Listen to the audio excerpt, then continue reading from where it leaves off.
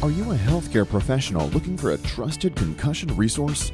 Then you've come to the right place. From her New York City studios, welcome to Concussion Corner with your host, Dr. Jessica Schwartz. And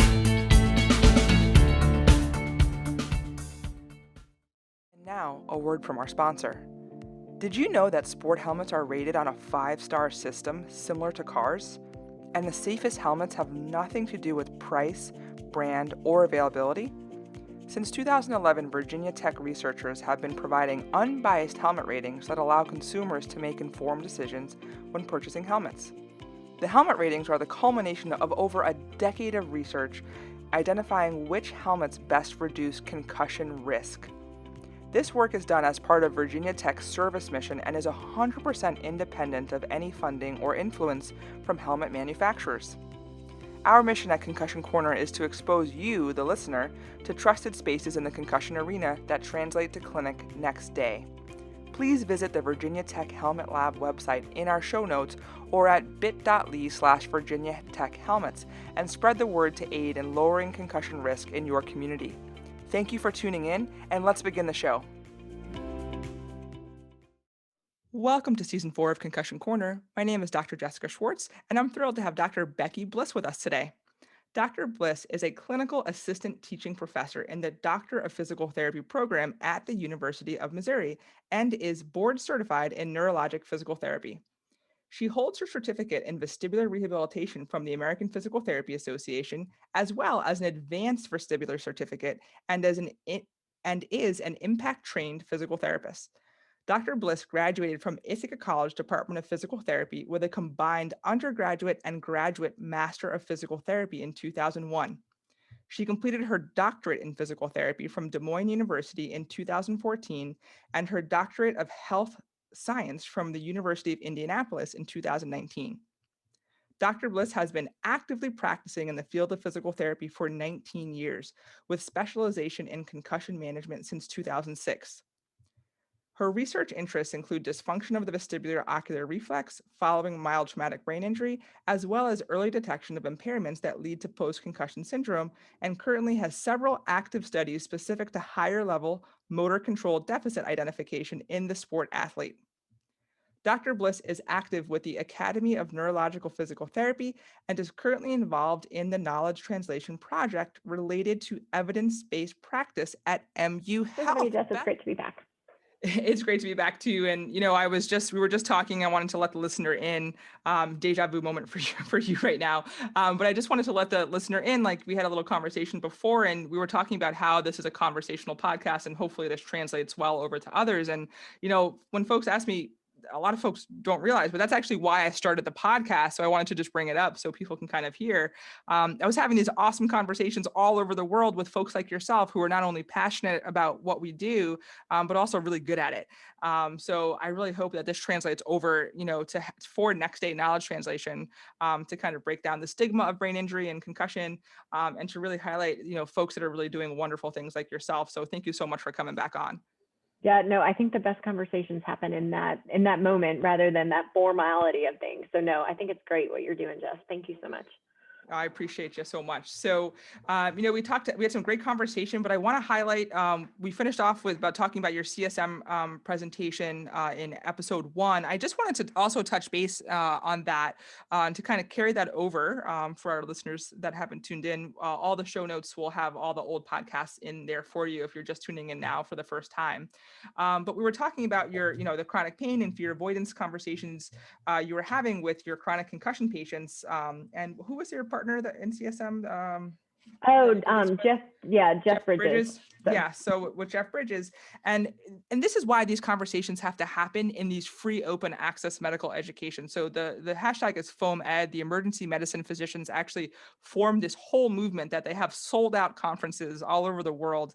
And also that happened over a beer, at a conference, and that's how all this started. And it's kind of like this whirlwind, it's like a gosh, when they were concerts back in the day, Becky, but these conferences sell out every year, and it all happened over a beer, kind of like we have these conversations at conference.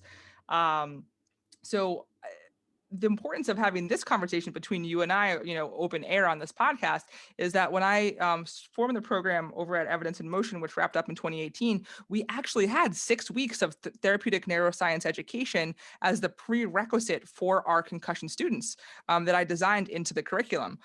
So in 2015, I kind of implemented that, and it's so awesome to kind of see that come full circle with your realization with Jeff Bridges, for your CSM presentation in 2021. So it really just brings joy to my heart that we're all kind of like on the same page here of speaking the same language. Absolutely. And to know that there's, there subjective measures of screening our patients for these behaviors to really help us guide our treatment interventions on where they're struggling the most. So no, I think it's great. And, constant evidence and research is happening to better give care for these patients who are in that chronic stage, who don't think they're going to get off that hamster wheel. Indeed. Yeah. And I'm so glad that you talked a little bit about fear avoidance and kinesiophobia and cognophobia. And Grant Iverson posted that article a few years back. Yep. I think it was 2018-ish the article is actually called Cognophobia. And it was the first time I actually saw that almost like as a word and defined. And again, we specialize in fear avoidance and kinesiophobia, right? So who better than, a physio as well, or a rehab provider to hop into this bandwagon, right? So I'm very excited to see you talk about that on a national level. So going into that, I actually want to, before we talk about your published paper on the vestibular ocular dysfunction utilizing the VOMs, I think it's a nice segue to kind of go into this telementoring program that's going to be coming down the pike for you. And I'd love to share that with the listeners and let them know what's going on, especially in a day of telemedicine 101. Yeah, no. And I think this was really born from more of the tele-rehab. We had to pivot super quickly here at MU Healthcare, where, no patients were allowed in our outpatient facilities, how we were still going to see them, those types of things. So the tele-rehab, and actually all of our meetings from a provider standpoint. So I'm actually the director of the comprehensive concussion care team here at MU Healthcare. And what this team aims to do is actually improve knowledge translation of current evidence-based practice in concussion management, get all of our satellite outpatient clinics and those who want to be, the person to handle the concussion patients or patients with concussion up to speed, and then have an avenue to stay up to speed, right? Because you can take one course, you can do some online training, but if you're not actually like staying up, getting continued mentoring, seeing the patients, phoning a friend, from that, you kind of lose it, right? Like, from that aspect of things. And so we have there's just a fire hose of information out there as well. Oh, I know. Yeah. So you're like, oh my gosh, where do I start? I've never, some of this is so new to me. Where do I start? And so we've got this comprehensive concussion care team that's been basically active for the last year and a half. And so we've got a knowledge translation project at MU Healthcare where we actually did retrospective chart reviews of, the ICD-10s associated with concussion, did a self-efficacy study of our rehab providers and how confident they felt managing multiple aspects across the spectrum of these patients. And then did a deployed intervention, an educational intervention to include, 2 two-day long courses and then little mini modules. And then we met. And so we're to a point now where we really want to get into learning from each other across the disciplines. So we kind of use the ECHO Care Conference, which is part of medicine, as our model, but we are not calling ourselves ECHO, nothing that way. But we have started a telementoring program at MU Healthcare. And so we have all disciplines come to the table and you can share a patient case, everything's de-identified. And there's even ground rules of all egos have to be left at the door, right? Awesome. So from that aspect of things, and it's really just a shared space for learning. And so we launched our first one last month. We're getting ready to do our second one, but basically PT, OT, speech, neuropsych, athletic training, PM&R, you name it, sports medicine, we all come to the table. We had students, we had neuropsych fellows, we had residents. And you get to present a case. So those who are involved in a patient who's had a concussion that were multidisciplinary, you present the case and then you open it up for what further information would you want to have done, and just discussion and questions. And anyone can present a case. You can even present a case like, I'm struggling with this patient and I just need help. So it doesn't have to be this like beautiful, like everything went the right way, right? We actually encourage it not to do that, because those are the textbook cases. We don't want, that's not who ends up in our clinic, right? We get the messy ones. And so every month we've got this opportunity to do telementoring across disciplines. So it has been fabulous. Like, our feedback has been great. We're going to make tweaks in these first 6 months or so, and then open it up across the whole healthcare system. So, anyone who wants to, because we have a med school, we have PT, we have OT, we have speech, we have neuropsych, we have psychology, we have, you name it here at the University of Missouri, and we have a university healthcare system. So how do we bridge everything, across the disciplinary lines to better improve this care? And then get students earlier involved in how important IPE is. That's awesome. Yeah. And it's so necessary. And it's so necessary, again, to not like feel like you're alone in this world, because there's so many concomitant things that can go on with brain injury and concussion. And again, whether you're, in more of an outpatient setting, or if you're in an inpatient neuro setting, again, the body doesn't, sequester itself like that. Everything works together. So that's awesome to kind of see, you have a safe space. And I encourage that when I speak, I'm like, hey, this is a psychologically safe space. It's okay to say, I don't know. It's a good thing. I want to hear you say, I don't know. And let's talk about this and let's figure out, how we can problem solve this together. So that's so awesome to hear that you're already ahead of the curve there. Yeah, and actually it's interesting because there is a concussion echo conference, but it's out of Canada. So through I think it's the University of Ontario. I might be completely wrong on that, but it is out of Ontario somewhere. But basically they run this echo conference for Canada, but there's not one in the United States specific to this telementoring type avenue to concussion. So I think that speaks volumes too, from a translational science side of things. So how do we improve care and learn from each other and learn from the messy cases? Because we know those are the ones that we end up seeing a lot of. That's awesome. Yeah. And that's so awesome to hear that you're doing that. And what are you guys using platform wise, like a Zoom, or do you have something in the hospital system? No, we use Zoom, but we have the HIPAA protected Zoom, but we also de-identify. So that's one of the ground rules, is everything has to be de-identified. You can't use any patient, even like initials or any, just the meat and potatoes from that. And that's one of the big things. And then we actually preview, it has to be written up and it goes to the team for us to preview to make sure everything is kosher before we actually do the case presentation from that aspect. So no, we're super, HIPAA compliant from that, but no, we just use Zoom. Who knows, maybe one day this will actually turn into something national, depending on how it goes, but wouldn't that be amazing to share across the country, from different aspects of things? Absolutely. Yeah. Even across the world, Becky, because again, they're all the same conversation. I know it's hard to sometimes think outside of our box, but it is, because they're all the same conversations. And for me, when I was a patient, like in that 0 to 3 months, like, oh, am I ever going to get better? Like, what is going on? I just remember like being a voyeur in these like online Facebook private groups and like watching these patients talk. And I was like, oh my God, these are thousands of the same story just happening regardless of socioeconomic status, gender, location, geo, everything. So again, we're not too different, at least I don't think we're in the basement anymore, but at least we're, maybe on the first, second floor. We still haven't, traversed up the Empire State Building yet with where we are treating brain injury and concussion, but that's awesome. We're having these conversations in safe spaces. So, and kudos to you. Yeah, thanks. I'm excited about it, and how many patients it's going to help long term. Awesome. So I know that you was that the knowledge translation project, the telementoring, or is that something the knowledge? The telementoring is part of the educational intervention for continued knowledge sustainment. Because there's a whole knowledge translation action cycle, and you build, where's your identified gap of knowledge? What knowledge are you going to adapt? So we use the concussion CPG that was just recently published. And then we looked at the clinical trajectory model out of Pitt, and then dove into, okay, like let's learn all the trajectories. Let's use that concussion clinical profile screening tool to identify their driving problem. And then now we have evidence-based intervention for each one of the profiles.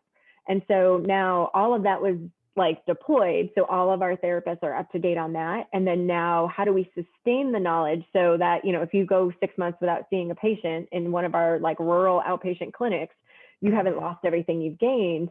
by engaging and hopping on at lunchtime, the second Wednesday of every month, to really get back into it and listen and learn from others. So. Indeed. And I say this because, and we talked about specialty in the first episode, but, I say this because there is something called burnout, and it exists. And we all will go through it at some point during our career. But what's so beautiful about the injury of concussion is that it really taps into all areas of the body. I mean, we're looking at autonomic dysfunction. We're looking at, other cardiovascular issues that may be going on, hormones, neuroendocrine, orthopedic, neurologic, the list goes on. How folks interact in their environments, and you really can't get bored with this injury. And there's just a constant influx of information that comes out. And what's nice, I don't know about you, I was just at the NYU virtual this year conference, and they had some of the CARE Consortium folks on there. And now the CARE Consortium with the DoD started in 2014 with Barack Obama as president. They actually went to the White House to kick the whole thing off. And what's so wonderful to see now is that, hey, 2014, again, we know it takes 8 to 10 years for clinical work to kind of come out, but with the hundreds of thousands of athletes that they've been, and service members that they've been studying, information that, again, you and I know, Becky, because we've been practicing for a long time, right? And go Bombers, for our IC education. But, you and I know this, but what we're doing is we're actually, because as physios, we are kind of experts in practicing in absence of evidence. And that's historically how we've always practiced. And now that we're actually getting evidence with folks like yourself doing the research and practicing as clinician scientists, and then we have big studies happening right now, like the CARE Consortium studies, we're actually finding that, folks don't recover in 7 to 10 days. They're looking at more of a 21 to 28 day recovery. Again, that's been the pediatric numbers for years, but we're actually seeing as a clinical and a physiological recovery are actually, you and I have known this for a very long time, but we're actually seeing this published now. And it's a beautiful thing to kind of see the evidence kind of catch up with the clinical folks like yourself. So that's my tangent. Yeah, no, I know back in the day with my early, blaster guys, like, why aren't you having them, do these certain things? I'm like, I don't know, but I know it works. So, right. And I'm treating impairments. So that's what it means. And now we've got the evidence. Like, look at Catherine Schneider's article, her RCT, right, with the combined cervical vestibular rehab for better outcomes post-concussive. And it took, I want to say that one was a 2014 publication, right? And it got her the seat at, and so it got her the seat at the table for that concussion and support group too, that PT. Yes, we finally have an R, right? Rehab. So, but we've been doing it. I've been doing it since 2006 and I knew it. I just, unfortunately I didn't have that like backing. I had feasibility studies or I had, some so that's a whole nother. Well, I mean, and how wild was that? 2016, 2017, when it was published, we, for the first time internationally, agreed that we called this a rehabilitative injury. It's like, hello, like knock, knock, but again, it's nice to have a seat at the table and also to be represented by her in Canada. So I'd love to have her on the podcast. I actually need to reach out again. I reached out to her right before COVID started in March here in New York, and then that just all went to heck. So, So anyway, speaking of, your work and, filling and identifying, knowledge and identifying these gaps, let's talk about this recent grant work that you've just received and kind of cue us in there before we finish off with your paper. Yeah, so I am blessed, absolutely blessed, that part of our department, we have a biomedical engineer. So he is actually 50% in the School of Health Professions, Department of Physical Therapy, and then 50% with the orthopedic, like Missouri Orthopedic Institute in the Department of Orthopedics. And so I basically, we're having a conversation one day and I'm like, this is what's lacking. This is what we don't have. Like, would you be able to do this for me? And he's like, Becky, that's really easy. I can build that. And I'm like, oh my gosh, my dreams are going to come true, right? This is what I need. And so here at Mizzou, we have it's the Coulter Biomedical Accelerator grant program. So basically you have to be a partner. It's a clinician and then an engineer, or a clinician and then a scientist. It doesn't always, like, for me, it's my engineer, Dr. Trent Guess, who is phenomenal. Like, he makes all my, like, this sounds terrible, right? But he makes all my dreams come true because he can build everything that I'm like, if we just had this, right? If we could just do this. And so we put in, it's a you actually have to go through like a course. So him and I sat through lectures, course, we did coursework, we did assignments on taking a biomedical device into clinics, right? And taking it to market. So there's a whole science. I don't know if anybody knows this, but there's a science behind it. And so we had to do our whole, like, go through the education, go through all the courses, make our pitch to the board. And you talk about Shark Tank, like it was like Shark Tank.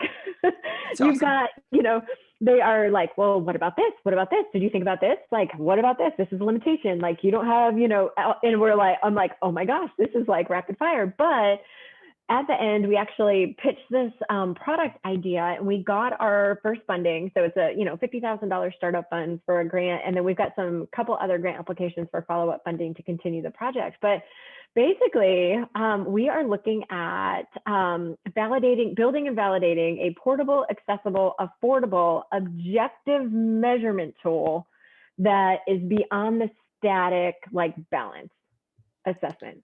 I won't have you say it again. I'm just going to have the audience just rewind it. Just hit the 15 seconds so they can get it again. But that's perfect. And the affordable is so nice to hear.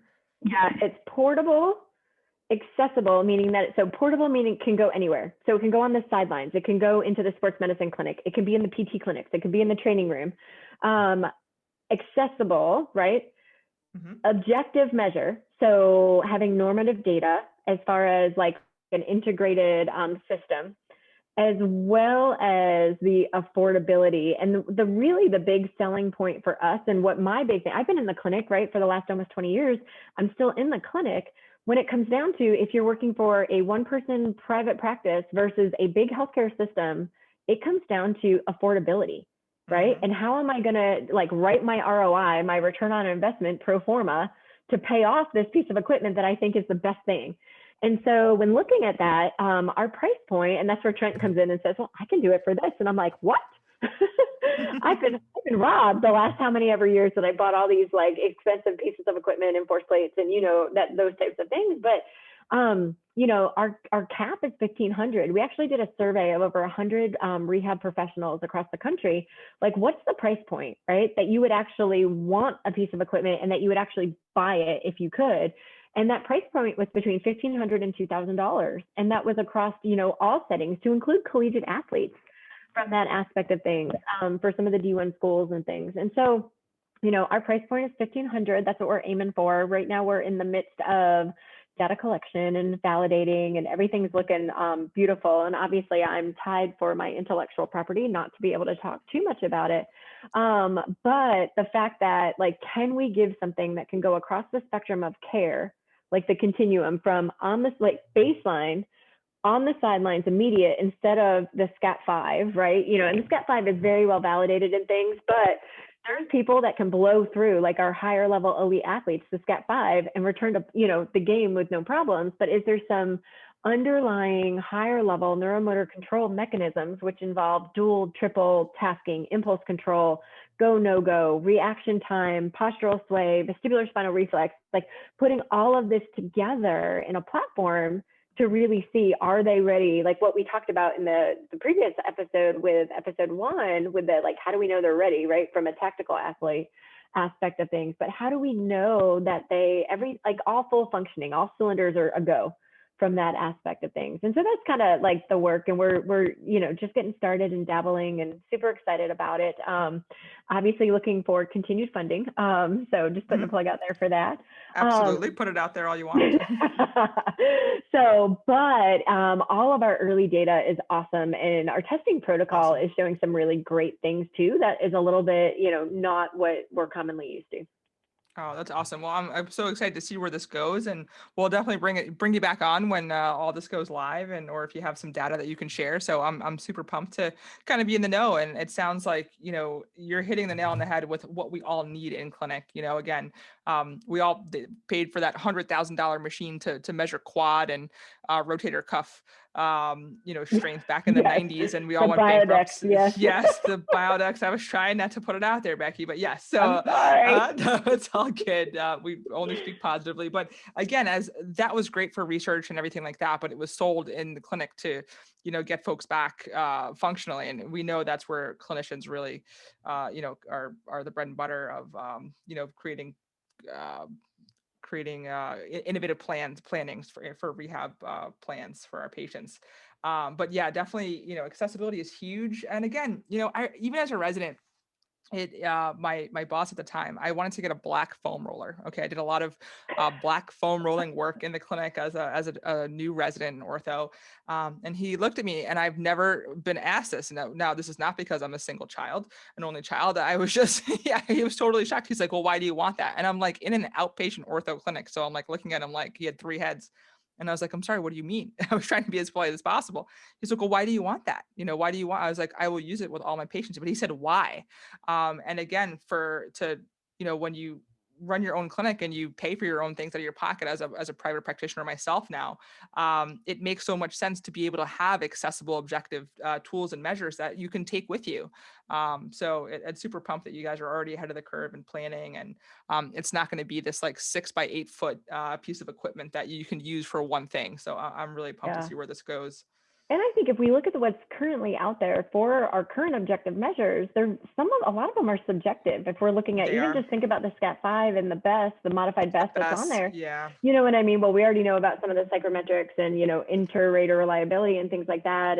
But a lot of that has some subjectivity into it. And so the more objective, the more solid that you can, stand on your evidence, I think the better it is, like, all around.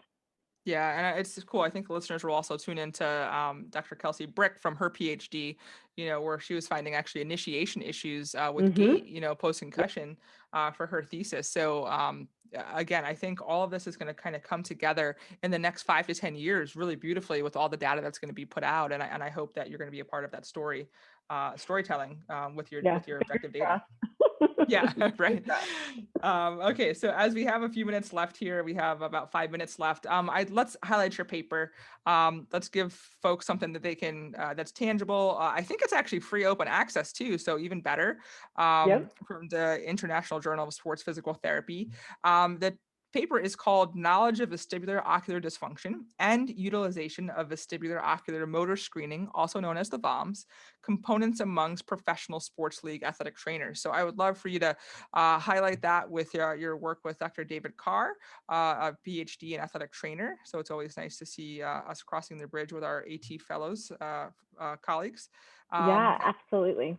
Yeah, and you had a nice a population of 117 athletic trainers across multiple leagues. So I'd love to hear your work here. Yeah, so the Midwest has been fabulous and really welcomed me with open arms. That was one of the big things I wanted to do moving out here with Bill back in 2012, was really break down the barriers of that relationship between PT and AT, and really how do we work together as far as that goes. And so David heard me speak at some random conference one day, and he came up to me afterwards and he was like, oh my God, I know nothing about concussion rehab. After listening to you, I know I've been doing a disservice to my athletes, not looking at some of these things as far as the vestibular ocular side of things. And so we kind of met and really just hit it off as far as that goes. I think we met in 2016, but we've been collaborating ever since. So that was our first study that we looked at. So it did have a small little grant from the Mid-America Athletic Training Association. So we had about $1,000 to pay for gift cards for the survey and then some of the other stuff, which was great for the participants. But so we reached out. So David had a relationship with the, basically it's the professional league, special interest group of the NATA. And said, hey, we'd really like to deploy this survey, got a point person for each one of the professional leagues. The only one that did not participate was the NHL at that time, because there had been some concussion legalities and some other stuff going on. So we actually had all of the leagues, except for NHL, and we just deployed a survey that did, what was their utilization? Did they know about the VOMS, number one, which is the vestibular ocular motor screening tool? If they knew about it, when did they use it in care, baseline to make decisions before they return to play, those types of things. And then just some knowledge questions specific of just vestibular ocular dysfunction following concussion. So what was your general knowledge? Because we wanted to start with the professional league saying okay, at the top of they have access to training, right? They have access to money, they, CEUs, all of the rest of it. Let's go from the top. And so we've actually subsequently looked at high school and collegiate, and that one's in the works for a manuscript right now. We presented it at CSM and then at another conference as well on the athletic training side of things. And so, we've got data that says, like, despite, right, like all these articles that support the VOMs with a great false positive, I actually think like the SCAT6, SCAT7 might have items on the VOMs on it because of its phenomenal, like even compared to the King-Devick and some other things, of the false positive rate is like 2% compared to King-Devick was like 36 or something on one of the studies that I looked at. And so really using and also it being as, free open access too is important as well for the KD private. Yeah, absolutely, from that aspect of things. And so, we saw that even in, the highest league, there had been some, and this was, of course, back in the 2016, 2017 time when we did the survey. So, obviously a lot has changed from that aspect, but there was, a lower amount of knowledge specific to even just vestibular ocular dysfunction than I think what we expected from that aspect of things. So no, it was great to get that paper out. We've got a subsequent one coming specifically for the collegiate and then the high school population of athletic trainers. So. That's awesome. And I'm looking here at some of the results, just looking at the abstract here briefly. And, it's saying that, the most commonly utilized measure was smooth pursuit testing with about 70% of folks in clinical practice, and visual motion sensitivity was the least utilized with 17%. And from my experience teaching folks from all over, again, for me, the biggest thing is having folks connect neurologically. Why are you doing this exam? And again, it seems like with the smooth pursuit testing, it seems like they're going through the motions. They're looking at, doing the H test and things like that, but they're not really connecting to the why and what they're looking for neurologically. And again, they technically shouldn't from a neurological, like deep perspective as athletic trainers, but being able to identify and refer is huge. And with the visual motion sensitivity testing, if that's not used, again, that's when you hear your patients feel like they're going crazy because they're unable to interact with their environments. They can't go to the mall or the supermarket, and they become fear avoidant, and that looks behavioral often, and then often gets diagnosed as a psych disorder. So again, if something's being driven somatically, we've got to be able to identify it, and who better than our ATs to get a hold of these folks, between rapport building and they're seeing these folks day in and day out. So really nice setup here. Yeah, I actually ATs are my biggest referral source, in all honesty. They're like my best friends. They know the athletes better. And then I will also throw out there too, if you do have a patient that ends up in your clinic and there's an AT aboard and you've never talked to them, pick up the phone, right? And like, hey, I've got, Sally in front of me and she tells me you're her AT. I just want to let you know like what I found. And since she can't go to gym class and we're starting her on our exertion program to make sure she's compliant, can she come see you in the training room, right? Like, can she be supervised over that, aerobic exercise exertional program? Can she do some of her exercises? I've got a great relationship with Northwest Missouri State University that I literally could do some tele-rehab that way and help. And that was the biggest thing.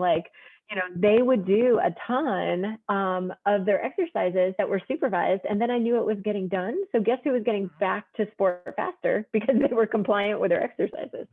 That's awesome. No, it's a huge, absolutely huge relationship with athletic training, especially in the concussion space. Yeah, and as we wrap up this podcast here, Becky, that what a perfect segue. I didn't do this on purpose, but it just seems to work out like that. But let's talk about, Blissfully in Balance. I know you're having a soft launch, this spring, and I'd love to let the listeners know about that as we kind of head out and, say until next time. Yeah, no, absolutely. I've been teaching, National Concussion CEU courses specific to, demystifying concussion care, what do we need to know, those types of things.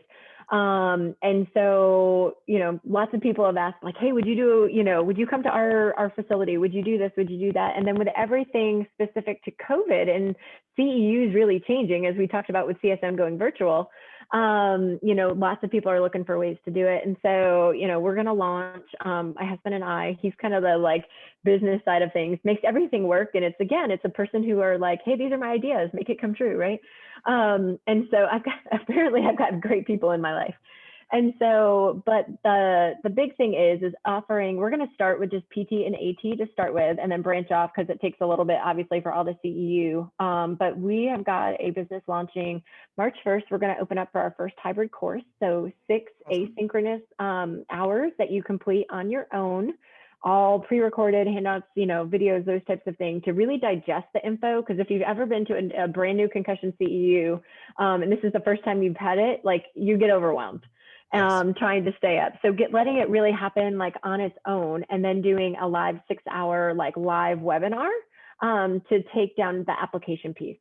Awesome. Going through case studies, doing the application, answering questions, really looking at the evidence and the research from that aspect. And so really just launching with that, and then having subsequent more specialty areas, like the link of lower extremity musculoskeletal injury. And, we'll do a fear avoidance one.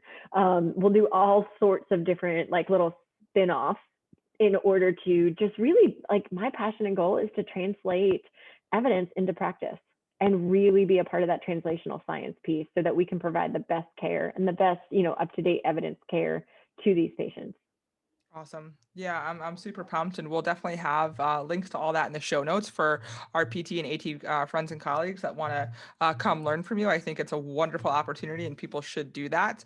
And yeah, I'm excited to kind of see where your 2021. It sounds like it's going to be fun and exciting between the grant work and blissfully in balance. Perfect name, Dr. Bliss. Yes. No pun intended, right? That's awesome. All right. So for folks that want to find you on social media and reach out, what's the best way for folks to say howdy? Yeah, I'm active on Twitter. I tweet every day. That's one of my big passions for evidence-based practice translation. So, getting stuff out there so that it is clinically useful and that we can apply to our patients. So my private Twitter page is at Bliss DPT.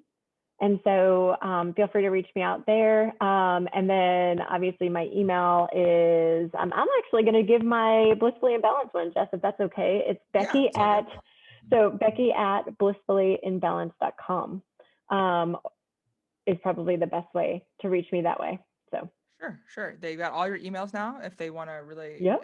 get personal with you, they can listen to the first podcast and get a whole separate email. I encourage, get after Dr. Becky Bliss the best you can, because she's wonderful, both as a clinician scientist, and I really appreciate all that you do for our community in the concussion world, and even from a knowledge translation standpoint in education. So just thank you for your presence, thank you for your service, and thank you for your energy, because at this point, nobody wants to be listening to someone reading off of bullet points and kind of falling asleep in the front row. So I know that students that will learn from you in the future, I think will have a good time. So, thanks for entreeing into the private sector as well for Con Ed. No, absolutely. It's definitely my passion. It's my favorite thing to do. Awesome. So as we wrap up here, it's Brain Injury Awareness Month. Again, Not Alone in Brain Injury is the hashtag. And we encourage you to tell somebody about us. For folks that are new to the podcast, and for folks that have been tuning in with us for the last few years, I thank you so much for sticking with us. All I do, I tend to not ask. In season 4, I'm asking is if you can tell one person about us and rate us 5 stars on Apple Podcasts would be great. I just aged myself there, Becky. Rate us there. I feel like I should be looking into the screen right now upside down, but yeah, if you can rate us 5 stars on Apple Podcasts, it makes a huge difference, and just helps us, continue with the show. And, everything costs money and time, and each podcast is takes 5 to 6 hours to produce and record and push it out there. So I appreciate, 30 seconds or less of your time, or either letting someone know about us organically, or, rating us 5 stars on the podcast app. We appreciate that so much. Thank you so much for tuning in, and I hope everyone has a good start to the spring. Becky, thanks so much for coming on. No, thank you so much. It's been a pleasure. And just thanks for letting me share all of the, knowledge, as well as just experience that we can get out there and make maybe somebody else's life a little bit easier. Yeah, I hope so. And both from a clinician and a patient standpoint, we're really here to serve. And it's so wonderful to be able to connect to that with folks like yourself on the podcast. So again, thank you. Thank you for listening to the Concussion Corner, hosted by Dr. Jessica Schwartz. The information in this podcast is for entertainment purposes only and not to be used as personal medical advice. Don't forget to follow us on social media on Facebook, Instagram, Twitter, and YouTube at Concussion Corner.